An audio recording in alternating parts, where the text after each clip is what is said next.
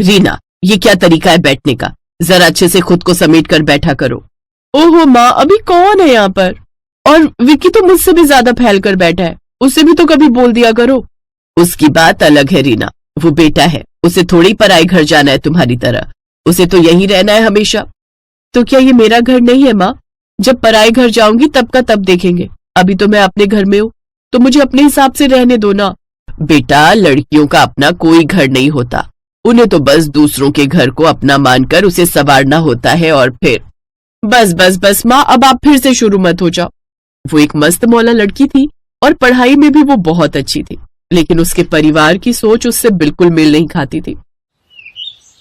रीना, ऐसा नहीं हो सकता, मैं बात पक्की कर चुका हूँ, तो फिर अब इस मसले पर कोई बात नहीं होगी। पर पापा, इतनी जल्दी क्या है शादी की? कुछ साल रुक जाएंगे तो प्रॉब्लम क्या है? प्रॉब्लम है क्योंकि ऋषभ के घर वाले चाहते हैं कि शादी अगले महीने ही हो जाए। हम इतना अच्छा रिश्ता हाथ से नहीं जाने दे सकते। पर पापा, मैं पहले जॉब करना चाहती हूँ।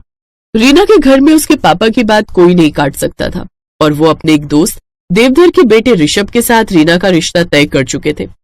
रीना कॉलेज तो पूरा कर चुकी थी, लेकिन कोई अच्छी जॉब ढूंढने से पहले ही उसकी शादी आड़े आ गई। तो अपनी सारी इच्छाएं छोड़कर रिया को अपने ससुराल जाना पड़ा। और फिर बहू, ऋषभ के गर्म कपड़े तो रख लिए ना तुमने? जी मम्मी जी, मैंने सब कुछ रख लिया है। ध्यान रखना जरा, अनजान शहर जा रहे हो दोनों, और ऋषभ के खाने पीने का भी ध्यान रखना, बहुत लापरवाह है वो इस मामले में। जी मम्मी जी। शादी के बाद ऋषभ और रिया अपने हनीमून के लिए कश्मीर जा रहे थे, और रिया मन ही मन इस ट्रिप के लिए बहुत एक्साइटेड थी। लेकिन कश्मीर पहुंचने के बाद उसके साथ जो हुआ वो उसने कभी सपने में भी नहीं सोचा था। अरे, आप तो तैयार भी हो गए, मुझे लगा हम कुछ देर रेस्ट करने के बाद घूमने जाएंगे। चलिए कोई बात नहीं, बस 2 मिनट दीजिए, मैं अभी रेडी होकर आई। नहीं, तुम्हें तैयार होने की जरूरत नहीं, क्योंकि बाहर हम नहीं, सिर्फ मैं जा रहा हूँ। आप अकेले घूमने जाएंगे? और मैं यहाँ अकेले क्या करूंगी? घूमने फिरने के अलावा और भी बहुत जरूरी काम है मेरे पास। यहाँ कश्मीर में हमारे बहुत पुराने क्लाइंट्स हैं, मुझे उनसे मिलकर इंपॉर्टेंट बिजनेस डील फाइनल करनी है, तो मैं बिजी रहूंगा। ये कहकर ऋषभ होटल के कमरे से बाहर चला गया। रिया को ये सब बहुत अजीब लगा, लेकिन फिर उसने खुद को समझाते हुए कहा, कोई बात नहीं, काम इंपॉर्टेंट होगा तभी तो इन्हें जाना पड़ा। चलो इंटरनेट पर आसपास की लोकेशन सर्च करती हूँ, फिर डिसाइड करूंगी कि आज कहाँ की सैर करनी है। रिया काफी देर तक इंटरनेट खंगालती रही, उसे घूमने लायक कई जगहें मिली भी, लेकिन अकेले कहीं भी जाने का मन नहीं हुआ उसका, तो वो थक हार कर वहीं सोफे पर सो गई। फिर कुछ घंटों बाद उसकी आंख खुली। अरे, शाम के 5 बज गए। ओहो, मुझे तो पता ही नहीं चला, और ये भी अभी तक वापस नहीं आए। अब क्या करूं? इन्हें कॉल करके पूछती हूँ, फिर साथ में कॉफी पीने जाएंगे। ऐसा सोचकर रिया तुरंत ऋषभ को फोन लगाती है। फिर कई फोन कॉल्स के बाद से ऋषभ उसका फोन पिक करता है। हेलो, कहाँ हो आप? मेरा फोन क्यों नहीं उठा रहे थे? और आप वापस कब तक आओगे? अरे, मैंने तुमसे कहा था ना कि मैं क्लाइंट के साथ इंपॉर्टेंट मीटिंग में रहूंगा, फिर बार बार फोन करने का क्या मतलब है? तुम्हारे घर में तुम्हें इतने एटिकेट्स भी नहीं सिखाए गए क्या? कान खोलकर सुनो, मैं काम में बिजी हूँ, तो मुझे डिस्टर्ब करने की कोई जरूरत नहीं है। ये कहकर ऋषभ ने फोन काट दिया। रिया को उससे ऐसे बर्ताव की उम्मीद नहीं थी, उसे काफी ठेस पहुंची थी, लेकिन फिर उसने खुद को संभाला और ड्राइवर को फोन किया। हेलो, अब आप गाड़ी निकालिए, मुझे डल लेक जाना है। जी मैडम। रिया कार से डल लेक पहुंची। वहां के खूबसूरत नजारे देखकर उसका मन अब शांत होने लगा, लेकिन तभी उसकी नजर डल लेक में मौजूद एक शिकारे पर पड़ी, जिसमें ऋषभ एक कश्मीरी लड़की के साथ बिल्कुल चिपक कर बैठा हुआ था। दोनों के हाव भाव साफ बता रहे थे कि उन दोनों का क्या रिश्ता है। उधर रिया से ये सब कुछ बर्दाश्त नहीं हो रहा था। उसने तुरंत ऋषभ को कॉल किया, लेकिन ऋषभ लगातार फोन काटता रहा। रिया वापस होटल आ गई, और फिर आधी रात के वक्त, तुम अभी तक जाग रही हो? जाओ, जाकर सो जाओ। जिस औरत का पति उसके हनीमून पर एक दूसरी औरत के साथ कश्मीर की वादियों में रंगरलियां मना रहा हो, उस औरत की आंखों में नींद कैसे आएगी? ऋषभ सक्सेना, तुमने मेरे साथ बहुत गलत किया है, तुम्हें इसकी सजा मिलेगी। रिया बहुत गुस्से में थी, इसलिए बिना कुछ सोचे समझे बस बोलती ही गई। दूसरी तरफ रिया के मुंह से ये सब सुनकर ऋषभ की आंखें भी गुस्से से लाल हो गई। Shut up! मुझसे इस तरह बात करने की तुम्हारी हिम्मत कैसे हुई? इतना ऐशो आराम दिया, हर चीज की आजादी दी, लेकिन नहीं, तुम्हें तो पति की जासूसी करनी है। बस इसीलिए मैं तुम जैसी बहनजी टाइप लड़की से शादी नहीं करना चाहता था। तो फिर क्यों की मुझसे शादी? क्योंकि तुम्हारे बाप को तुम्हारी जिम्मेदारी से छुटकारा चाहिए था। और मेरे मॉम डैड को एक सीधी सादी बहू चाहिए थी। बस उन्हीं के प्रेशर में इतनी बड़ी गलती हो गई मुझसे।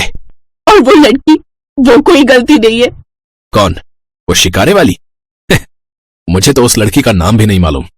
मेरे क्लाइंट के लिए मेरी तरफ से एक रात का गिफ्ट थी वो, बट थी बड़ी खूबसूरत। तो मैंने भी सोचा कि लगे हाथ। बस बस कीजिए, छी। काश ये सब मुझे पहले पता चल गया होता तो मैं कभी आपसे शादी नहीं करती। आप रहिए, आपको जैसे रहना है, पर मैं अब इस झूठे रिश्ते में और नहीं रह सकती। जो करना है करो, बट अभी मुझे सोने दो, बहुत थक गया हूं मैं। इसके बाद रिया ने सबसे पहले अपनी माँ को फोन लगाया और रोते हुए सब कुछ कह डाला।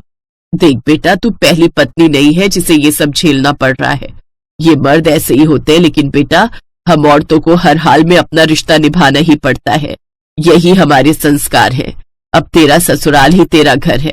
तेरे पापा कभी नहीं मानेंगे कि तू दामाद जी से रिश्ता तोड़े। रिया को शायद पता था कि उसकी माँ का यही जवाब होगा, इसीलिए उसने बिना कोई बहस किए फोन काट दिया और फिर अपनी सास को फोन लगाकर उसने उनसे इस बारे में बात की। मम्मी जी, अब आप ही बताइए मैं क्या करूं? मेरे साथ बहुत बड़ा धोखा किया आपके बेटे ने। नहीं बहू, ये क्या कह रही हो? हाँ, मेरा ऋषभ थोड़ा गुस्सैल जरूर है, लेकिन वो अपनी जिम्मेदारियां अच्छे से समझता है। तुम्हें कभी कोई कमी नहीं होने देगा वो, और तुम ज्यादा दिमाग मत लगाओ, बस उसे खुश रखने की कोशिश करो। अब पति को बांध कर रखना तो पति की ही जिम्मेदारी होती है ना।